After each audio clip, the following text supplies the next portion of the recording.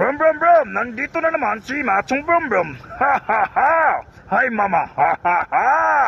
Mga kabrum brum, may nakita na naman tayong tutulog sa tabi ng kalsada mga kabrum brum! Bigyan na naman natin ito ng pagkain, let's go! Punta tayo sa McDo mga kabrum brum para bumili ng pagkain para ibigay doon sa natutulog sa tabi ng kalsada. Katulong na naman tayo ngayong gabi mga kabrum brum doon sa natutulog sa tabi ng kalsada. Kabigay na naman tayo ng pagkain at saka pera mga kabrum brum. At least man lang nakatulong na naman tayo at may napasaya na naman tayo ngayong gabi mga kabrum-brum. Let's go mga kabrum-brum, bibili na tayo ng pagkain, let's go!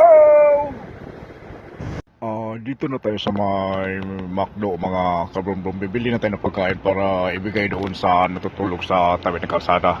Let's go mga kabrum-brum, pasok na tayo para bumili ng pagkain, let's go! Dito na tayo mga kabrum-brum, bibili ng pagkain, let's go! Ito na mga kabrum-brum, nakabili na tayo ng pagkain sa McDo at may 1,000 pesos na pera. Ibigay na natin ito kay tatay na natutulog sa tabi ng kalsada. Let's go! Let's go mga kabrum-brum, yatin natin ito pagkain doon sa natutulog sa tabi ng kalsada. Katulong na naman tayo ngayong gabi mga kabrum-brum doon sa natutulog sa tabi ng kalsada.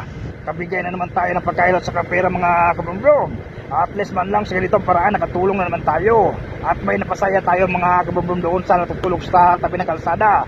Sa binigay natin pagkain at pera.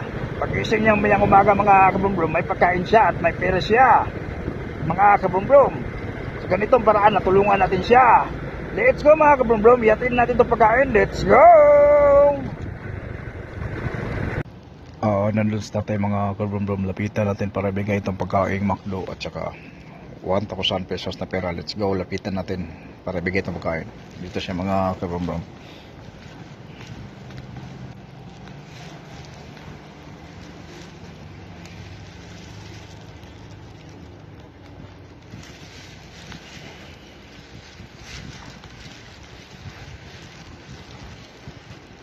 Let's go mga kabrum-brum, bigay natin pagkain kay tatay. Let's go.